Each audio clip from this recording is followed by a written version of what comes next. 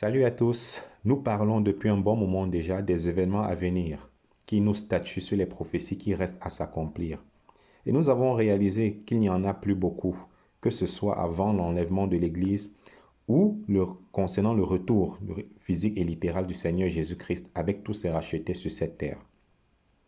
En fait, nous vivons une époque où la plupart des signes qui nous ont été donnés afin de nous prévenir du retour de notre Seigneur Jésus-Christ sont accomplis.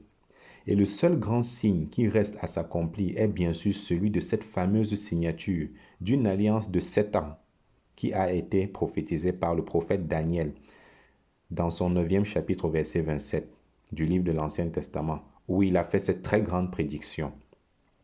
À cette époque-là, il était à Babylone, alors que le peuple juif était en captivité là-bas. Et Daniel a eu plusieurs songes, plusieurs visions concernant les événements de la fin, concernant notre époque justement, notre génération.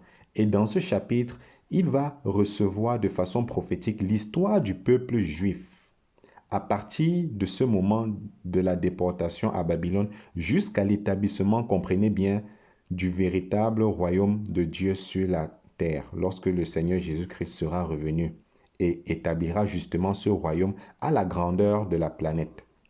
Et à compter du verset 24 jusqu'au verset 27 de ce livre de Daniel, il y a cette fameuse prophétie qu'on lui donne au sujet des 70 semaines de temps qui, selon l'ange, ont été fixées sur l'histoire du peuple juif. Et la dernière semaine, c'est une période en réalité d'équivalent à 7 années qui se réfère aux 7 années de tribulation mondiale de la fin. Et ça dit dans les versets 27, parlant de cet homme que la Bible appelle l'Antéchrist ou l'homme du péché, qu'il confirmera pour une durée de 7 ans, ou comme c'est écrit dans le passage de Daniel, une semaine. Et nous savons qu'une semaine prophétique représente 7 années. Donc, c'est le seul grand signe majeur qui reste à venir et comme nous l'avons enseigné précédemment, cette signature de cette alliance qui marquera le début des 7 années de tribulation doit être précédée d'un bouleversement majeur sur cette planète qui la provoquera. Et le seul événement majeur qui peut bouleverser le monde, c'est bien sûr celui de la prédiction du prophète Ézéchiel au 38e chapitre de son livre, que nous appelons dans le langage prophétique la bataille de Gog et Magog, qui est la prochaine guerre d'une série de 4 guerres, comme nous l'avons expliqué précédemment, qui doivent se dérouler à partir du moment où nous sommes aujourd'hui jusqu'à la toute fin du règne de 1000 ans. Alors, cette première guerre, Gog et Magog, comme nous l'avons vu, peut se produire de nos jours à n'importe quel moment vraiment, parce que toutes les conditions requises pour l'accomplissement de ce 38e chapitre d'Ézéchiel sont totalement réunies. Nous allons parler de la deuxième guerre qui a été décrite, que nous voulons vraiment étudier actuellement, parmi cette série de 4 guerres.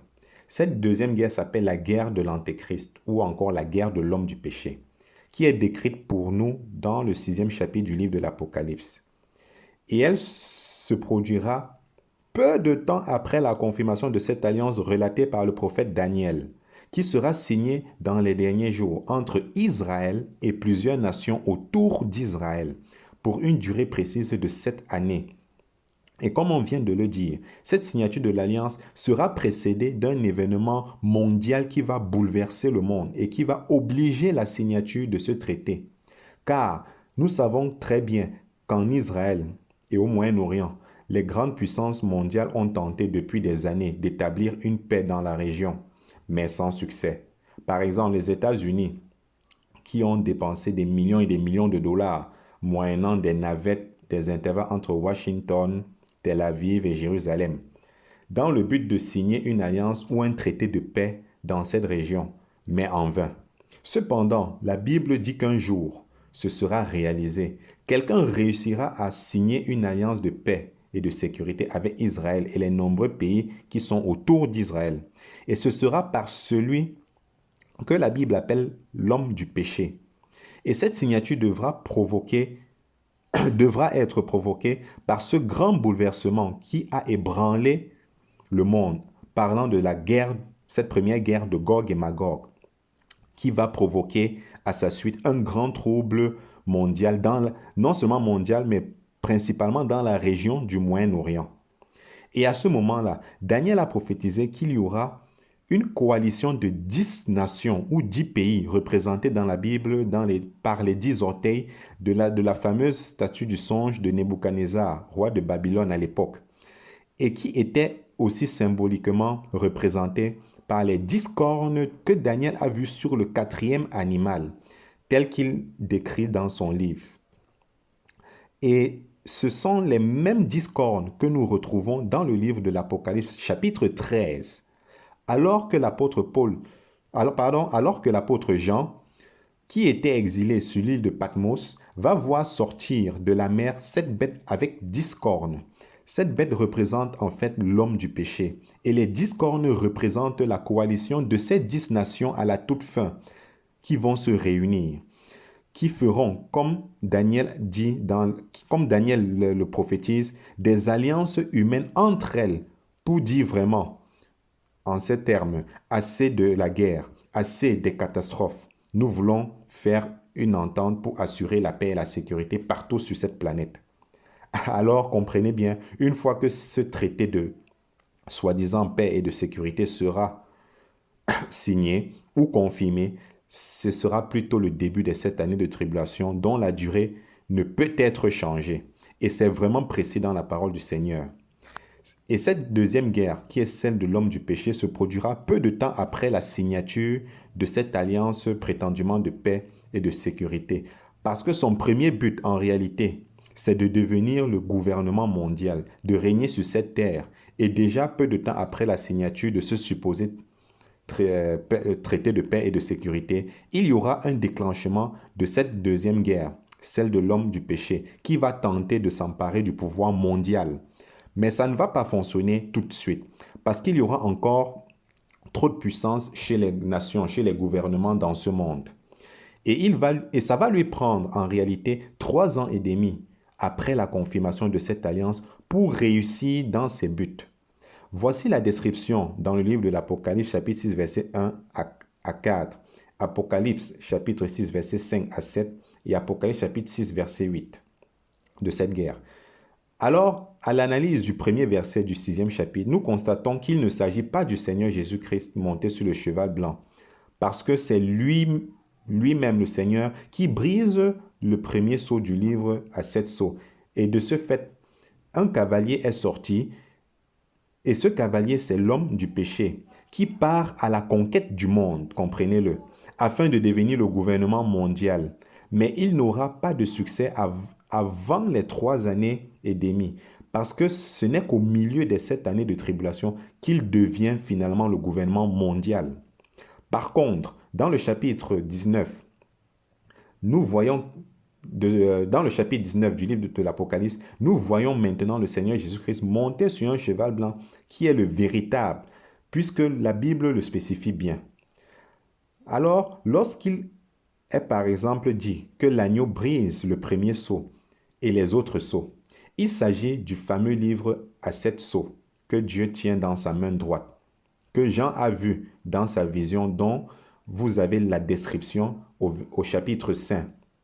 Et à l'intérieur duquel il est décrit comment Dieu exercera son jugement sur les habitants de cette terre, comment il va renverser les gouvernements humains et surtout le gouvernement de l'homme du péché qui sera là au milieu de cette année de tribulation. Et lui-même va établir son royaume sur la terre après cette période de cette année de tribulation. C'est un livre excessivement important. C'est pourquoi il est scellé de 7 sceaux. Et chaque sceau représente une séquence nouvelle du jugement de Dieu sur cette terre. Et il y a une grande cérémonie même qui est décrite dans ce 5e chapitre, alors qu'on fait l'annonce au ciel au sujet de trouver quelqu'un qui est digne de briser le premier sceau. Justement parce que le livre est tellement important et c'est tellement sérieux ce qui y est écrit, ce qui est révélé à l'intérieur de ce livre, qu'on cherche partout dans l'univers, dans le ciel, dans ce monde terrestre, quelqu'un qui serait assez digne pour briser le premier sceau de ce livre-là, afin de permettre l'exécution des jugements de Dieu pour l'établissement du royaume partout sur cette planète. Et c'est vraiment très intense dans le ciel qu'il semble qu'on ne trouve personne qui soit assez digne d'ouvrir ce livre-là. Cette cérémonie est tellement intense et effrayante à la limite que Jean lui-même a pleuré parce qu'on ne trouve personne digne d'ouvrir ce livre. Mais tout à coup, on indique qu'il y a cet agneau au milieu du trône qui est là comme immolé. Et c'est le Seigneur Jésus-Christ, justement. Et on déclare qu'il est le seul digne dans tout l'univers, dans le ciel, dans ce monde terrestre. Le seul qui soit digne de pouvoir débuter la séquence des jugements de Dieu dans le but de pouvoir établir son royaume enfin sur la terre. C'est vraiment très intense, ce moment-là. Et ça nous démontre l'importance de ce livre scellé de 7 sceaux. Au premier verset, on nous parle des 4 êtres vivants, comprenez bien, qui sont différents des fameux chérubins que nous lisons par exemple dans le livre d'Ézéchiel. Mais ces 4 êtres vivants représentent les prémices, comprenez-le bien, des saints de l'Ancien Testament qui ont été ressuscités après la résurrection de Jésus, tel que nous le lisons dans le livre de Matthieu chapitre 27, versets 52 et 53, à la toute fin. Et ils vont participer eux aussi au jugement de cette guerre de l'homme, du péché et des autres jugements bien sûr. Et c'est vraiment en ligne avec l'enseignement de la parole de Dieu, puisque Paul déjà dans 1 Corinthiens chapitre 6 verset 2 mentionne le fait qu'un jour, les enfants de Dieu jugeront le monde, ce qui est véritable dans ce fait que ces 4 êtres vivants dont Apocalypse parle, chacun d'entre eux est impliqué dans l'exécution des jugements de Dieu sur la terre.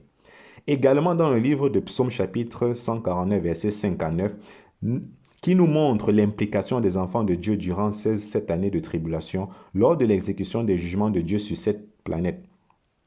De ce fait, voilà une autre preuve que les noces de l'agneau ne peuvent être célébrées au ciel puisque nous allons participer avec le Seigneur Jésus-Christ à ces différents jugements qui s'abattront sur la terre. Nous lisons ce fait dans Apocalypse chapitre 6, verset 2. Qu'une couronne fut donnée à ce cavalier monté sur le cheval blanc qui part à la conquête du monde. À la question de savoir qui lui a donné cette couronne, c'est évidemment les 10 rois ou les 10 nations qui se sont unis par alliance entre elles et qui ont formé cette coalition après la guerre de Gog et Magog afin d'éviter une autre catastrophe mondiale ayant provoqué la signature justement de ce traité de paix et de sécurité. Cette paix et cette sécurité, semble-t-il, seront de courte durée, puisque déjà, c'est la guerre de l'homme du péché qui débute juste après. Alors, cette couronne est bien différente. Cette couronne que nous retrouvons sur la tête du cavalier monté sur un cheval blanc est bien différente de la couronne du Seigneur Jésus-Christ qu'il portera à la toute fin, puisque ce sont 2 mots grecs bien différents. Le premier mot grec, Stéphanos, signifie une couronne pour l'homme de la désolation, qui est une couronne en fait qu'on donne pour les concours humains, lors des Jeux olympiques par exemple. Alors que l'autre mot grec, diadéma, mentionne plutôt une couronne pour le Seigneur Jésus-Christ qu'il portera lorsqu'il viendra à titre de roi des rois et seigneur des seigneurs.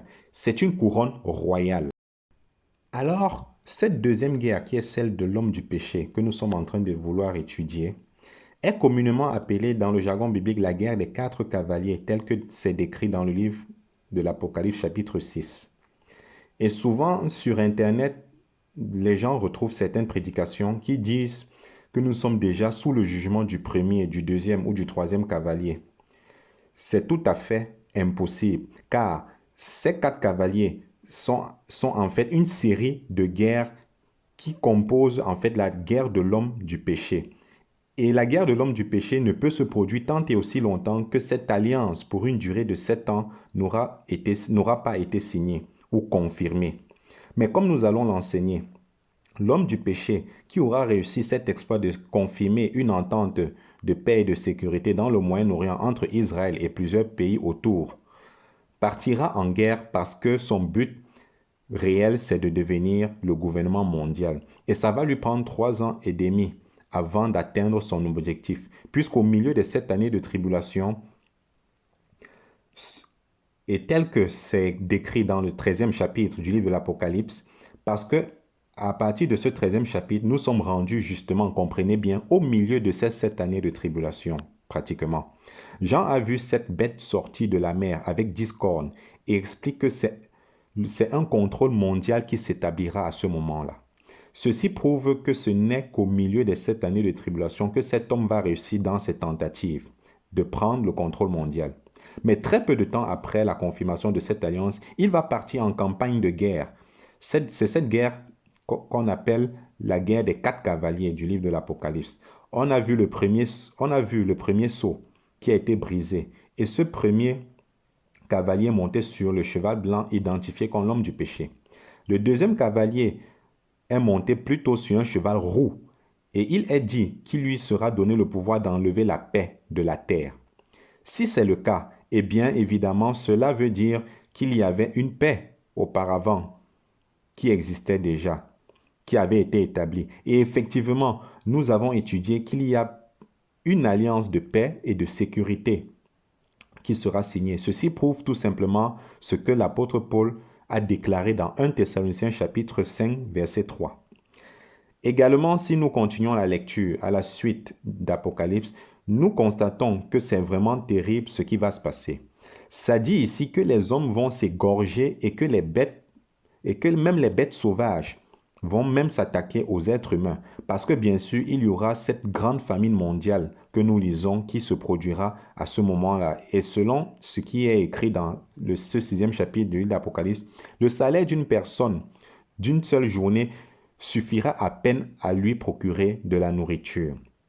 Et ce ne sera pas un temps vraiment facile, frères et sœurs. Raison pour laquelle nous prêchons la parole de Dieu pour dire aux gens que préparez-vous, soyez prêts afin que lorsque cette trompette sonnera, nous puissions monter dans les airs à la rencontre du Seigneur et échapper à toutes ces choses. Car le Seigneur lui-même, dans Luc chapitre 21, verset 36, nous dit de nous préparer afin d'avoir la force d'échapper à toutes ces choses-là qui arriveront sur toute la terre. Ça va encore être difficile parce qu'il n'y aura pas beaucoup de sel spirituel et de lumière spirituelle sur la terre, puisqu'à ce moment-là de cette année de tribulation, les croyants seront enlevés, du moins ceux qui se seront préparés, étant donné que la Bible dit dans Matthieu chapitre 5, versets 13 et 14, que nous sommes le sel de la terre, qui préservons la terre de la corruption totale. Et elle dit aussi que nous sommes la lumière du monde. Et dès l'instant où des millions de croyants disparaîtront de cette planète, il ne reste pratiquement plus de sel pour la préservation de cette planète contre la corruption totale. Il n'y aura plus beaucoup de lumière spirituelle en ce fait que de nos jours, c'est facile d'entendre prêcher la parole de Dieu. C'est facile de trouver la vérité. Mais à ce moment-là de cette année de tribulation, ce sera très difficile d'entendre prêcher la bonne parole du Seigneur, puisque la lumière du monde sera partie et que le sel de la terre ne sera plus là également. En plus, il y aura beaucoup de confusion parmi les gens durant cette période de tribulation à cause justement du contraste entre ce traité de paix et cette nouvelle guerre qui éclate subitement après qu'on ait signé la paix. En plus, il y aura la prédication des vierges folles qui ont manqué l'enlèvement et sont allées faire le plein d'huile, comme nous l'avions lu dans des récentes études, pour annoncer la parole de Dieu au prix de leur vie, puisque la plupart d'entre elles seront décapitées, comme nous le lisons dans ce 6e chapitre du livre de l'Apocalypse. Donc, vous voyez que ce sera des temps tumultueux. Ce ne sera pas des temps faciles, frères et sœurs, parce que d'une part, il y aura de la confusion chez les populations mondiales à cause de cette guerre qui éclate subitement après avoir signé un traité soi-disant de paix. Et d'autre part, les prédications de ces vierges folles qui vont annoncer le retour du Seigneur.